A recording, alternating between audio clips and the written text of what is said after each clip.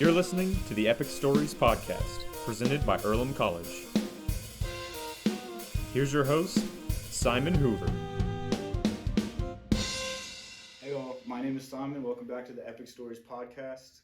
Today I'm joined by Ford. Ford, thanks for coming on. Yeah, thanks for having me. So to start off, how did you find your way to Earlham? That's a great question.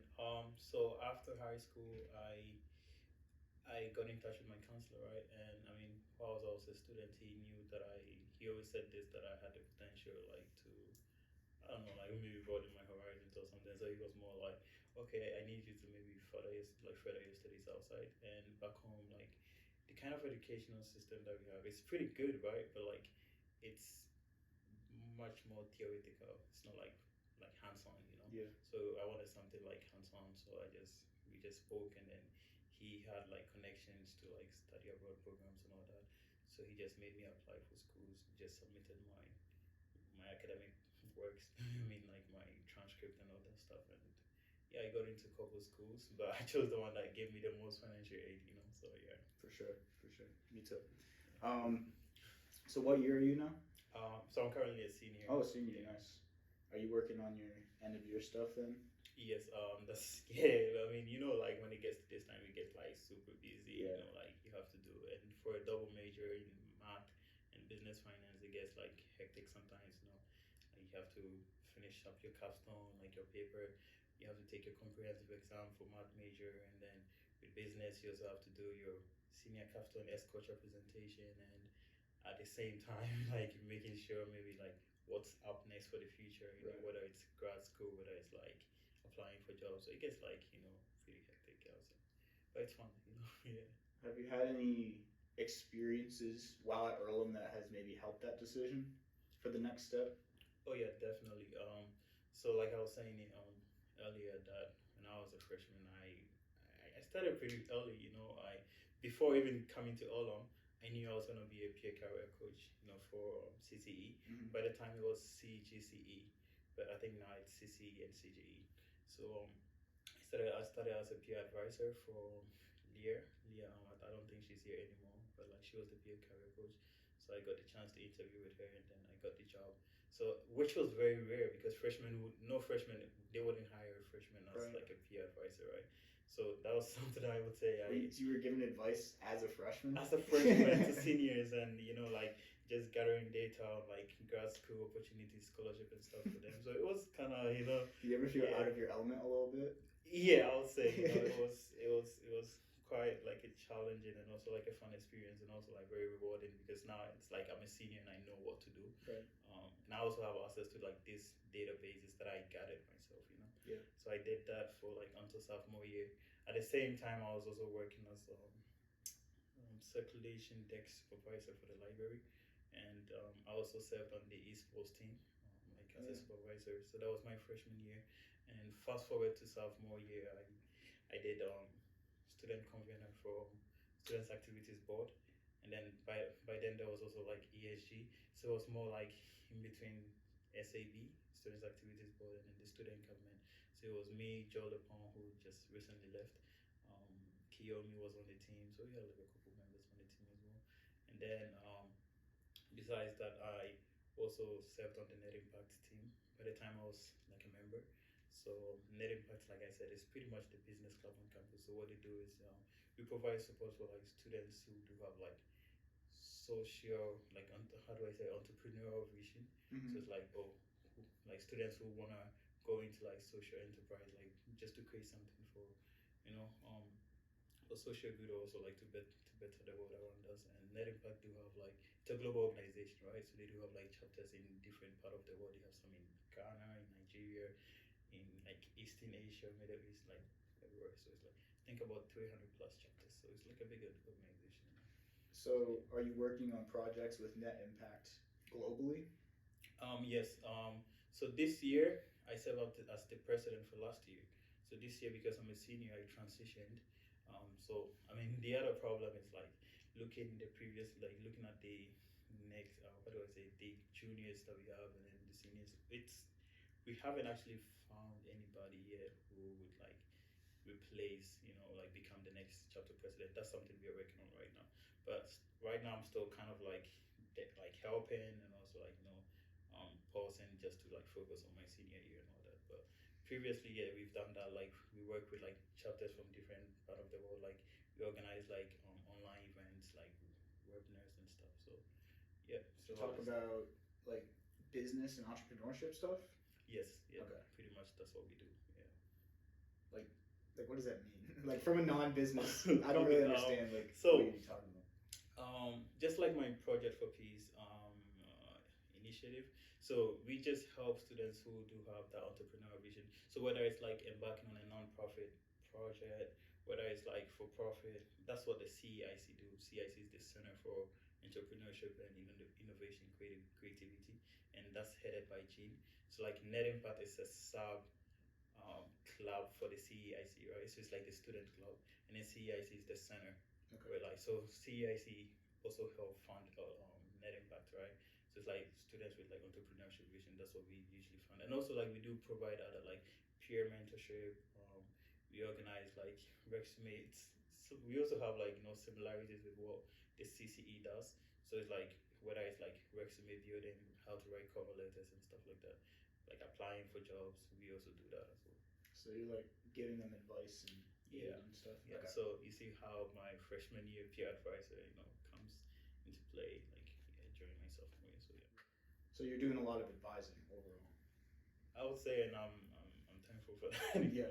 Do you think that's going to be something that you're going to continue doing in a career, like giving advice on financial decisions and stuff?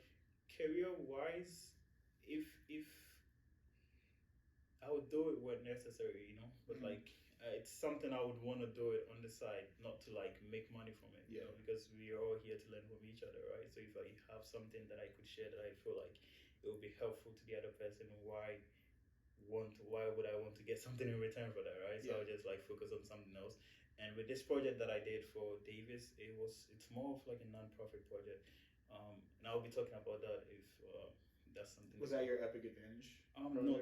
So Davis was like an award, right? It's like a global award. If you look online, you see like Davis Peace Prize. So that's also very global. It's global. You have students from MIT. Even in Ghana, we had like 4 more other students, excluding me, who also embarked on like different projects. People from like Yale, different part of the world, Oxford. So it's very global. So it's like you apply. It's kind of, I wouldn't say kind of. It's very competitive, right? So previously we've had other students like win the same award from along, right?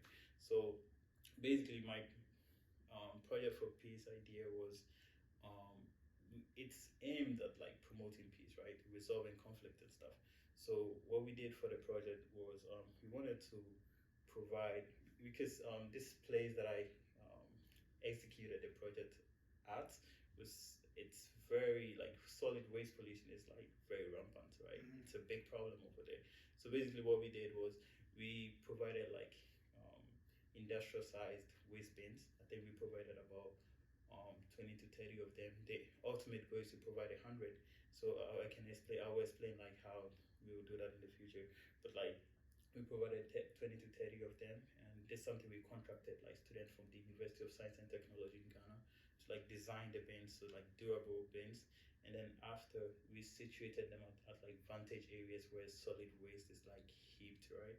So after we hired like local certified drivers from the same community, so and we provided them with like high performance motorized tricycles, right? So they will use the motorized tricycles to like pick up the waste every day and then take it to the biggest recycling hub in Africa, which is next to the same community that's going through this problem.